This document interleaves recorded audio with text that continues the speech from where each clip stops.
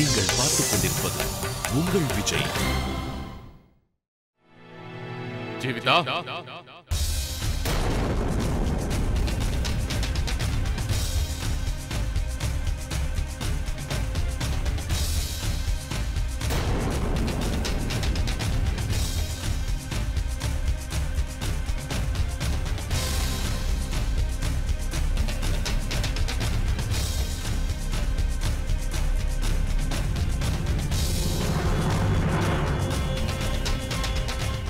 உன்னை விஸ்வாக்கு சாப்பாடு கொடுக்க சொல்லி யார் சொன்னாங்க?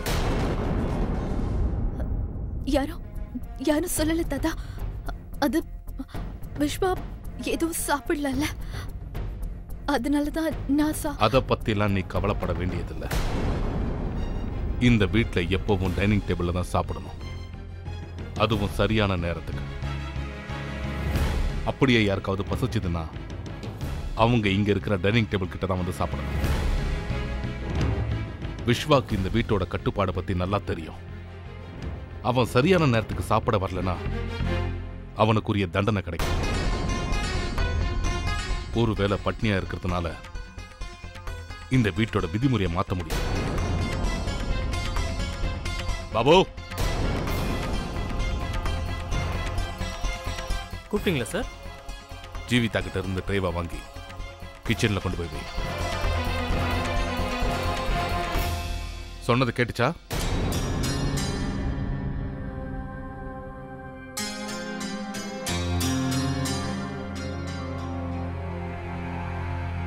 அம்மா ஜீவிதா, இந்த வீட்டில் இருக்கிற கட்டுப்பாடை யாருமே மீற முடியாது. இதை காலங்காலமா காப்பாத்திட்டு வரோம்.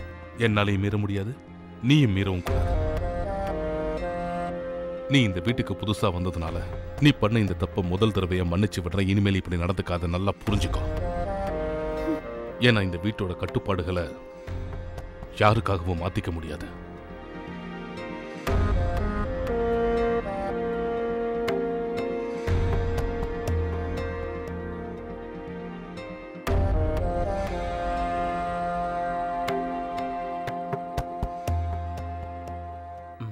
என்ன சன்னி, முதல் நாளே ஷாக் அடிச்சிடுச்சா? Relax Sunny, cool. நீங்க இந்த வீட்டுக்கு புதுசு இல்ல, அதனால உங்களுக்கு இதெல்லாம் புதுசா தோணும். இதெல்லாம் எனக்கு சின்ன வயசுல இருந்தே பழக்கம். ஆனா விஸ்வா, நீ எதுவுமே சாப்பிடலையே. நீங்க எவ்வளவு நல்லவங்க நீ. பட் டோன்ட் வரி, நான் சாப்பிட்டேன். என் மேல நம்பிக்கை இல்லையா?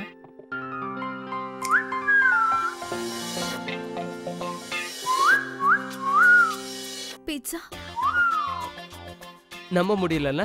நான் உங்களுக்கு புரிய வைக்கிறேன். எனக்கு சின்ன வயசுல இருந்தே இந்த ரூல்ஸ் அண்ட் ரெகுலேஷன்ஸ்னா சுத்தமா பிடிக்காது. இந்த வீட்ல நான் மட்டும்தான் இப்படி, மத்தவங்க எல்லாம் ரொம்ப நல்லவங்க.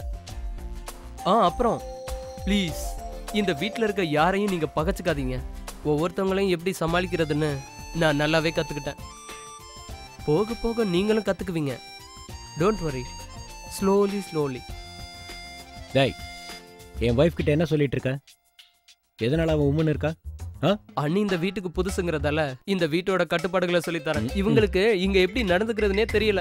எனக்கு சாப்பாடு கொண்டு வராங்க. என்ன நீ? சாப்பாடா? ஆமா. அத வீட்ல யாரும் பார்க்கல.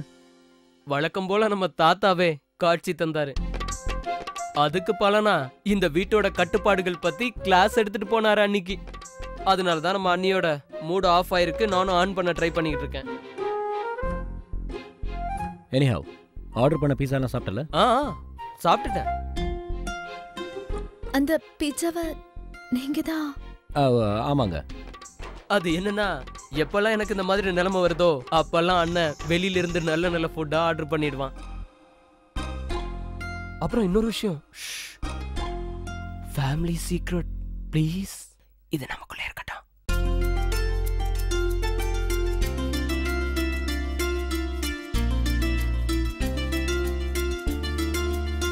ஜீவிதா, இப்போவாது உன் மூடு சரியாயிடுச்சா? நான் கூட கொஞ்சம் தனியாக பேசணும். நம்ம ரூமுக்கு போகலாமா? நில்லு, எங்க போற? எனக்கு தெரியாத சீக்ரெட் அப்படி என்ன பேச போறீங்க?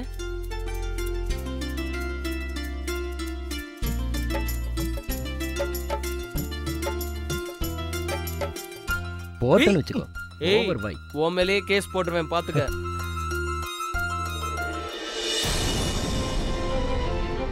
இந்த வீட்ல எப்பவும் டைனிங் டேபிள்ல தான் சாப்பிடணும், அதுவும் சரியான நேரத்துக்கு. நீ பண்ண இந்த தப்ப முதல் தடவையை மன்னிச்சு விடுற. இனிமேல் இப்படி நடந்துக்காத, நல்லா புரிஞ்சுக்கோ. ஏன்னா இந்த வீட்டோட கட்டுப்பாடுகளை யாருக்காகவும் மாத்திக்க முடியாது. இந்த மாதிரி கட்டுப்பாடு எல்லாம் பாட்டி கூட நிறைய வாட்டி போட்டிருக்காங்க. ஆனா அவங்க இந்த அளவுக்கு கடுமையா எப்பவும் நடந்துக்கிட்டதே இல்லை. ஒருவேளை நாங்க மீறினாலும் அன்பா தான் கண்டிப்பாங்க. மனசு புண்படுத்துற மாதிரி அவங்க எப்பவும் நடந்துக்கிட்டதே இல்லை. ஆனா இந்த வீட்டுல தாத்தா நடந்துக்கிட்ட விதம் எனக்கு கொஞ்சம் கூட பிடிக்கவே இல்லை. சொந்த பேரனே சாப்பிட விடாம. Hello hello, may speak to Mrs Jeevitha Vinay? Malathi. Hi கா, எப்படி இருக்க? அக்கா, நான் உன்கிட்ட ஒரு விஷயம் சொல்ல மறந்துட்டேன். நான் இன்னைக்கு சிவன் கோவிலுக்கு போயிருந்தேன். அங்க கோவிலுக்கு வெளியில ஒருத்தரை பார்த்தேன். அவர் ரொம்ப முடியாம படுத்திருந்தாரு. அவரை யாரும் காப்பாத்தணும்னு நினைக்கவே இல்ல. அவ்வளவு எல்லாரும் கண்டுக்காம போனாங்க. அக்கா, அவரை பார்த்தா எனக்கு ரொம்ப பாவமா இருந்துச்சு. என்னால பார்த்துட்டு சும்மா இருக்க முடியல. அதனால நான் அவரை ஒரு ரிக்ஷாவில ஏத்துக்கிட்டு கவர்மெண்ட் ஹாஸ்பிட்டலுக்கு கூட்டிட்டு போனேன். அவர் நல்லபடியா உயிர் பிழைக்கணும்னு கடவுள்கிட்ட வேண்டிக்கிட்டேன். இந்த காலத்து மனுஷங்க உதவி பண்றதுக்கு எதுக்கு தயங்குறாங்க? நினைச்சாலே கோவம் வருது. தெரியலடி அக்கா, கடவுள் மட்டும் அவரை உயிர் பழைக்க வைக்கலன்னா நாளையில இருந்து கண்டிப்பா நான் கோவிலுக்கே போக மாட்டேன். ஹலோ அக்கா, என்ன நீ ஒண்ணு சொல்லாம இருக்க? பக்கத்துல யாராவது இருக்காங்களா என்ன? ஓ, அந்த ஜட்ஜ் தாத்தா, ஷாலினி ஆண்டிலாம் இருக்காங்களா? கண்டிப்பா இருந்திருப்பாங்க. இல்ல மாலதி, யாரும் இல்ல. நான் தனியா தான் இருக்கேன். அப்புறம் ஏன் சைலண்டாவே இருக்க? ஏதாவது பேசு. யாராவது உன்னை ஏதாவது சொன்னாங்களா? இல்ல மாலதி, என்ன யாரும் எதுவும் சொல்லல. நான் நல்லா தான் இருக்கேன். என்ன நல்லா இருக்க? உன் வாய்ஸ கேட்கும் போதே தெரியுது. சொல்ல, என்ன நடந்துச்சு? நீ சொல்லலன்னா எனக்கு தெரியாதுன்னு நினைக்கிறியா? அப்படி எல்லாம் ஒண்ணு இல்ல மாலதி. உங்க எல்லாரோட ஞாபகமும் வந்துருச்சு. உன் ஞாபகம், பாட்டியோட ஞாபகம். அதனாலதான் நான் டல்லா இருக்கேன். இங்க மட்டும் என்ன வாழுதான், அதே நிலைமைதான் எனக்கும். இது வரைக்கும் நாம ஒரு நிமிஷம் கூட பிரிஞ்சிருந்ததே இல்ல. எனக்கு இங்க ரொம்ப போர் அடிக்குதுக்கா. ஆனா சில சமயத்துல அழுதுலாம தோணுது. ரொம்ப கஷ்டப்பட்டு என் துக்கத்தை அடக்கிட்டு இருக்கேன். அதுக்கு காரணம் நீ சந்தோஷமா இருக்கங்கிறதுக்காக தான். ஒரு நல்ல கணவர், நல்ல ஃபேமிலி. நான் இல்லைன்னா என்ன, நீ தான் சந்தோஷமா இருக்கியே. ஆனா ஒரு விஷயம்க்கா, இந்த உலகத்துல நீ எந்த மூலைக்கு போனாலும், உன் லைஃப்ல நீ எத்தனை பேரை சந்திச்சாலும் என்ன மாதிரி ஒரு தங்கச்சி கிடைக்கவே மாட்டா. என்ன அந்த கடவுள் உனக்காகவே படைச்சிருக்காரு இல்லையா? உன்னை பத்தி எனக்கு நல்லா தெரியும். ஆனா நான் அப்படி இல்ல. உங்களை என்னால மறக்கவே முடியாது. நான் உன் கூட பிறந்த அக்கடி. அப்ப நான் உன் செல்ல தங்கச்சி. உன்னை பிரிஞ்சு என்னால இருக்கவே முடியல தெரியுமா?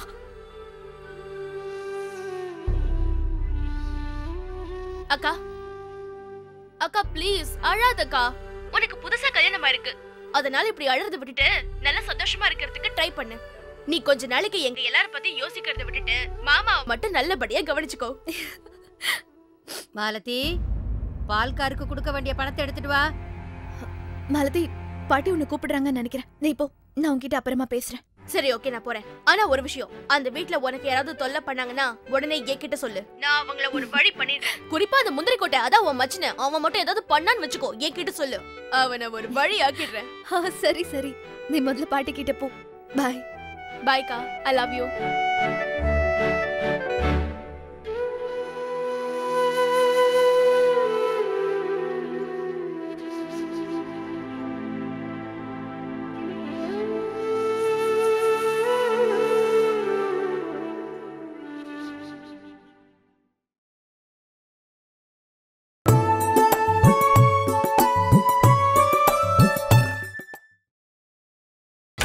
நீங்கள் பார்த்துக் கொண்டிருப்பது உங்கள் விஜய்.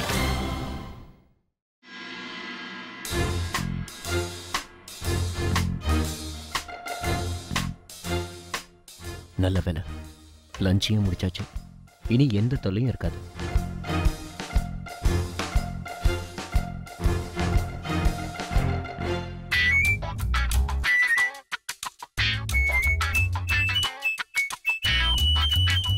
நீங்களா? ஐ மீன் நீங்க எல்லாரும் இங்க என்ன பண்றீங்க? உனக்கு கல்யாணம் முடிஞ்சிட்டதுனால உன் ரூம்குள்ள நாங்க வரக்கூடாதா என்ன? அப்படி இல்ல. நாங்க ஒன்னும் ஓ ரூம்குள்ள வரல, ஜீவிதாவோட ரூமுக்கு தான் வந்திருக்கோம்.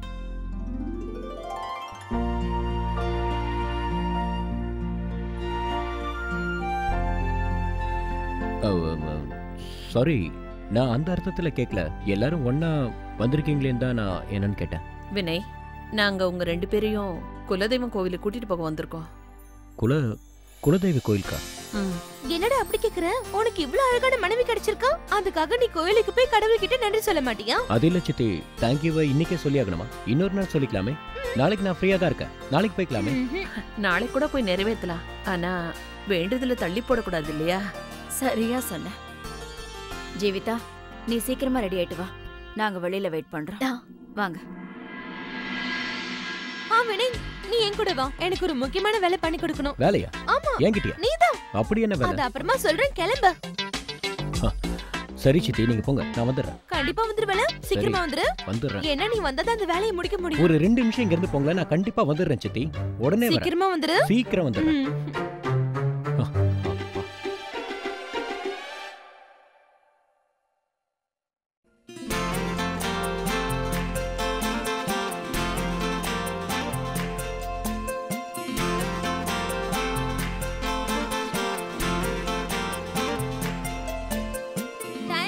வினய், சீக்கிரம் வா. வந்துடுறேன் சித்தி, ஒரே ஒரு நிமிஷம். நான் போயிட்டு வந்துடுறேன்.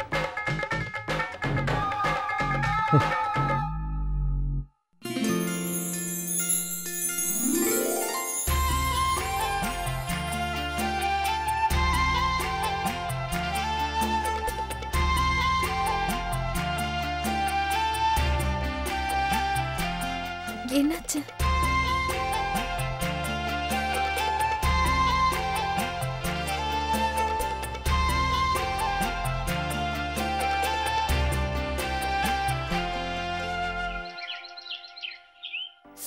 கூட எடுத்துட்டு போற? என்னது இது? மருந்தெல்லாம் சாப்பிடுவேன் சத்தியம் பண்ணி இங்க எல்லாத்தையும் கடை மாதிரி அடுக்கி வச்சிருக்கியா? இதெல்லாம் நேரத்துக்கு போட்டுக்கிட்டா தானே உடம்பு சரியாகும். இந்த மாதிரி அழகா அடுக்கி வச்சா உனக்கு உடம்பு சரியாகிடுமா? ஏன் இப்படி பண்ற? இது பாரு, இதெல்லாம் நீ ஒழுங்கா போட்டுக்கலனா நான் பண்ண ப்ராமிஸை காப்பாத்த மாட்டேன். என்னடா, என்ன பிளாக்மெயில் பண்ற அளவுக்கு உனக்கு தைரியம் வந்துச்சா? போ, போய் தண்ணி எடுத்துட்டு வா. எனக்கு என்ன பயமா? நான் சாப்பிடுவேன்.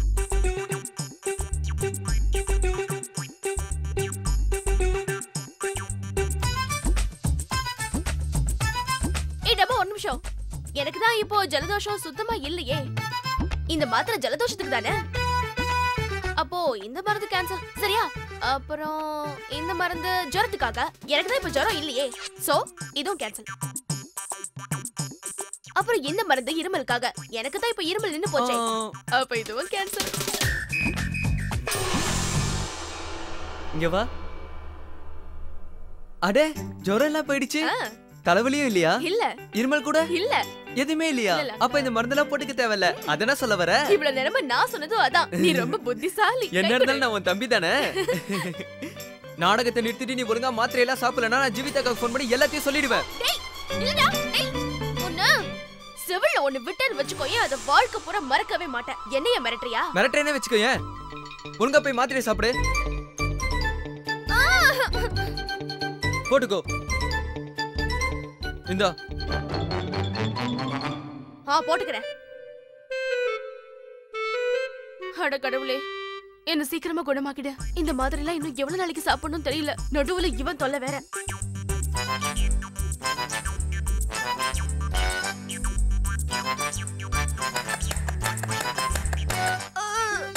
இந்த கசப்பான மாத்திரையை சாப்பிடுற பயத்துல எனக்கு ஜன்னிய உதறும் போல இருக்கு. கண்ணு தெரியல. பாபு சார், போய் யாருன்னு பாரு. சரிங்க சார்.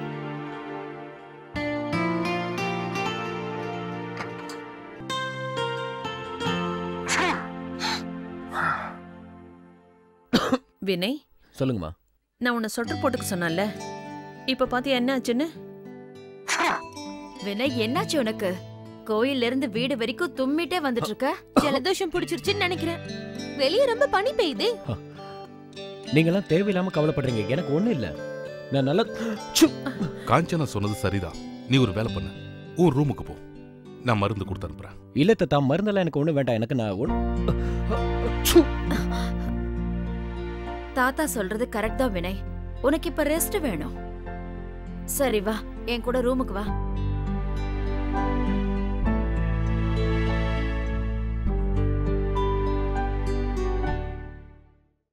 வினய் ஒழுங்கா படு. உனக்கு தான் உடம்பு சரியில்லை, பேசாம படு. அத்தை நான் தான் சொல்றேன்ல, எனக்கு ஒண்ணு இல்ல. பேசாதன்னு சொன்னேன். ஐயோ, ஒரு நிமிஷம். இன்னொரு பெட்ஷீட்டா? வினய் நீ பேசாம படு. பெட்டை விட்டு கீழே இறங்க கூடாது, புரியுதா? ஜீவிதா, நீ இங்கேயே இருந்து இவனை நல்லபடியா கவனிச்சுக்கோ. அவன் பெட்டை விட்டு கீழே இறங்கினா என்கிட்ட சொல்லு. நிம்மதியா ரெஸ்ட் எடுக்கணும்.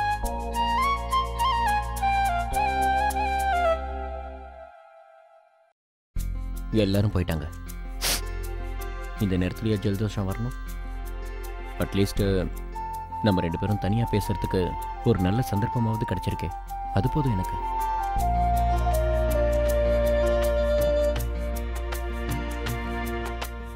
நம்ம தான் நாள் ஃபுல்லா ஒன்னா இருந்தோமே, இப்போ கோவில் கூட சேர்ந்து தானே 2 பேரும் போயிட்டு வந்தோம். இருக்கலாம், இருந்தாலும் நாம 2 பேரும் அங்க கொஞ்ச நேரம் கூட தனியா இல்லையே. அதாவது தனிமைனா எனக்கு என்ன அர்த்தத்துல சொல்ல வரேன்னா, அதுல நீயும் நானும் தான் இருக்கணும்.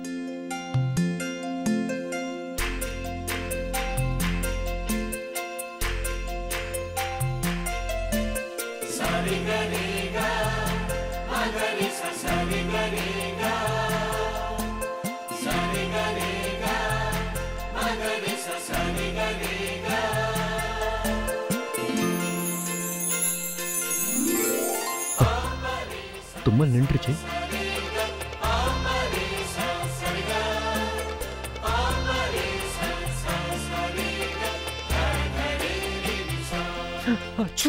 God bless. God bless you.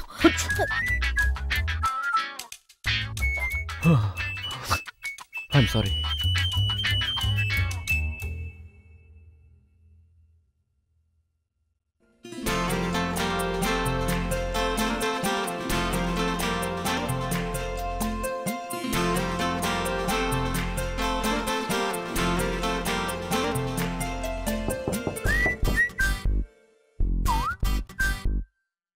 மறுபடியும் யாருப்பா? நான் போய் பார்க்கறேன்.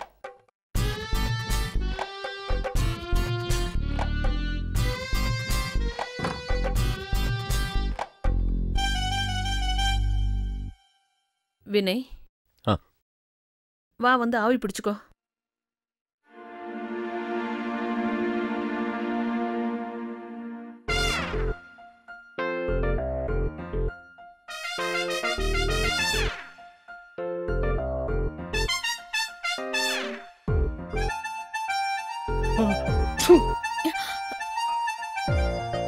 வினய், இன்னொரு வாட்டி பிடிப்பா. சரிம்மா.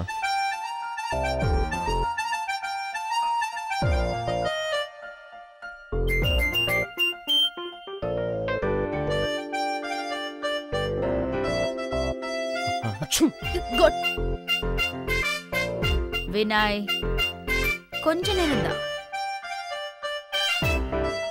ஜீவிதா, இந்த கிளைமேட்ல ஜலதோஷம், இருமல் இதெல்லாம் ரொம்ப ஈஸியா தொத்திக்கும். அதனால என்னோட அட்வைஸ் என்னன்னா, இவனுக்கு சரியாகிற வரைக்கும் நீ கொஞ்சம் அவனை விட்டு விலகியே இரு.